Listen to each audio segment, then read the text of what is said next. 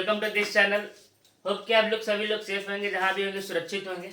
जैसे कि हमने पिछले सेशन में फॉरेन एक्सचेंज रेट के बारे में पढ़ा था कि फॉरेन एक्सचेंज रेट क्या होता है, उसके टाइप्स के बारे में समझा था, जिसमें हमने फ्लेक्सिबल और फ्लोटिंग एक्सचेंज रेट के बारे में समझा था और फिक्स एक्सचेंज रेट था वो क्या होता है उसके बारे में भी थोड़ा सा बस जाना था। उसको आगे हम लोग आगे डिटेल में स्टडी करेंगे। ठीक है, तो हमने फ्लेक्सिबल में देखा था कि ये टोटली जो है market force of demand and supply के ऊपर डिपेंड करता है। इसमें गवर्नमेंट का कोई भी इंटरवेंशंस नहीं होते हैं, इसलिए ये बहुत ही अच्छा होता है। फॉरेन जो कंट्री है वो जो फॉरेन एक्सचेंज रेट जो फ्लेक्सिबल रखता है, तो उससे क्या होता है कि जो भी आईएमएफ से जो फंड मिलता है वो सारा का सारा इजीली अवेलेबल हो जाता है, क्योंकि ये totally market force of demand and supply के ऊपर ही डिपेंड करता है। तो इसी में हम आगे कंटिन्यू करते हैं और आज हम समझेंगे कि जो market force of demand and supply के का क्या इम्पैक्ट पड़ेगा। जो हमारा देश का जो करेंसीज है वो डिवैल्यूएट होगा, डिप्रिशिएट होगा या एप्रिशिएट होगा। डिवैल्यूएट नहीं, इसमें डिप्रिशिएशन होता है और एप्रिशिएशन होता है। तो ये समझेंगे कि हमारा जो डोमेस्टिक करेंसी है कब वो डिप्रिशिएट होगा और एप्रिशिएट होगा। तो वीडियो स्टार्ट करते हैं, समझते हैं कि इम्पैक्ट ऑफ इंक्रीज और decrease in demand and supply. देखिए, जैसे जैसे डिमांड फॉरेन करेंसी का बढ़ता है तब बढ़ेगा जब वो एट एग्जिस्टिंग प्राइस पे, मतलब कि अगर $1 को खरीदने में अगर 50 रुपए लग रहा है तो क्या होगा, उसका जो डिमांड है वो ज़्यादा होगा एट एग्जिस्टिंग में। और अगर वो 70 रुपये हो जाए तो वो क्या हुआ, $1 को खरीदने के लिए कितना रुपए चाहिए, 70 रुपये, तो उसका डिमांड क्या होगा, घट जाएगा। तो जब भी एग्जिस्टिंग रेट जो डाउन होता है, मतलब एग्जिस्टिंग रेट पे ही आपका जो डॉलर है उसको हम लोग परचेज करते हैं या डिमांड करते हैं।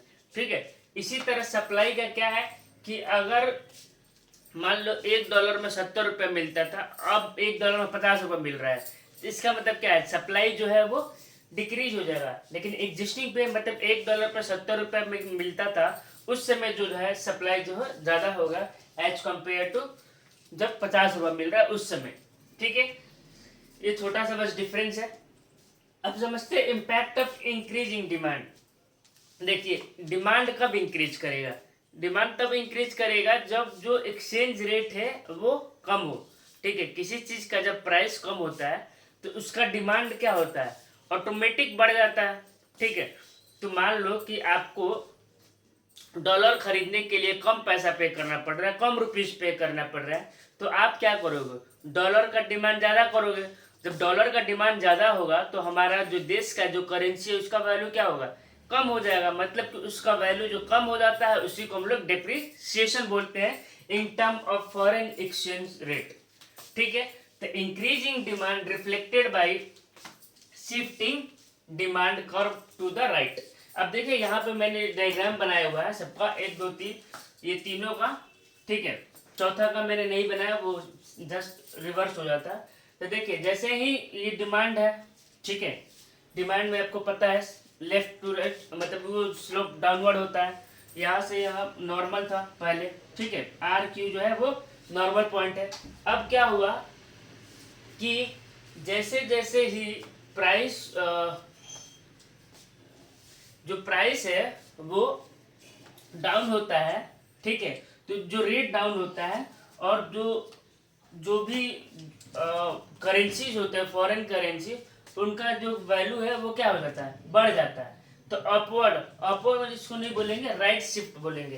तो इंक्रीजिंग डिमांड से क्या होता है कि राइट शिफ्ट हो जाता है डिमांड कर्व में। ठीक है, इट कॉजेज करेंसी डेप्रिसिएशन। इसके कारण क्या होता है, जब डिमांड बढ़ जाएगा, मतलब समझ लीजिए डिमांड किसका बढ़ा है, फॉरेन करेंसी का।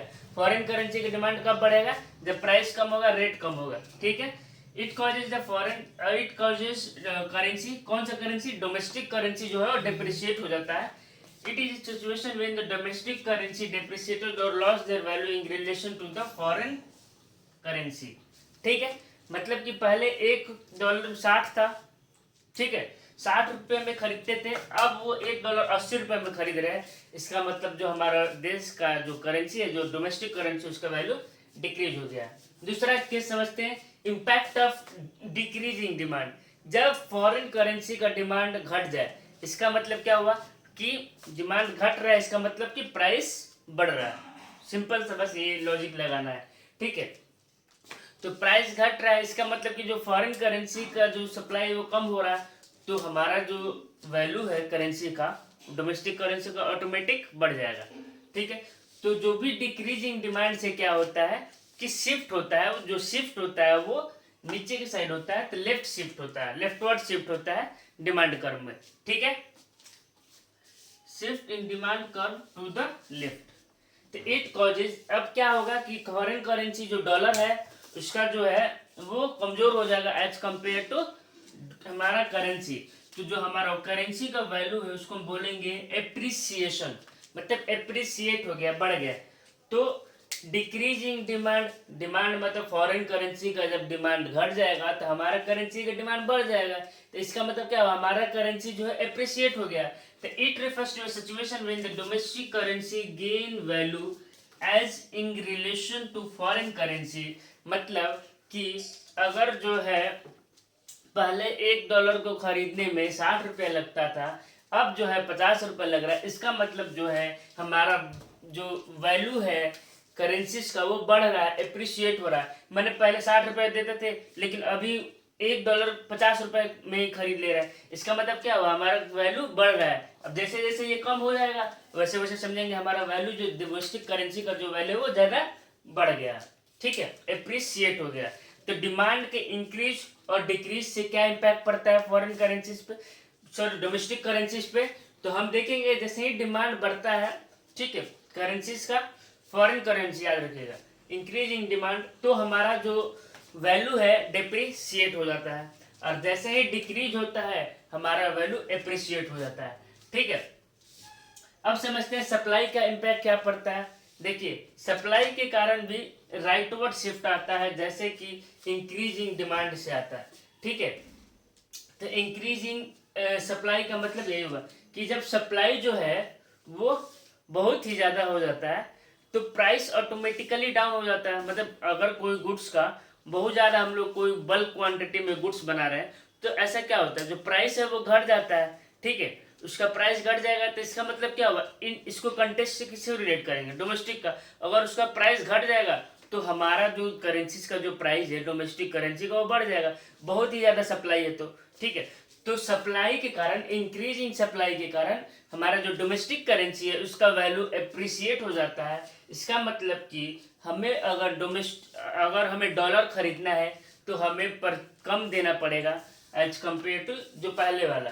तो इंक्रीजिंग सप्लाई जो होता है वो राइटवर्ड शिफ्ट लाता है सप्लाई कर्व में, ठीक है।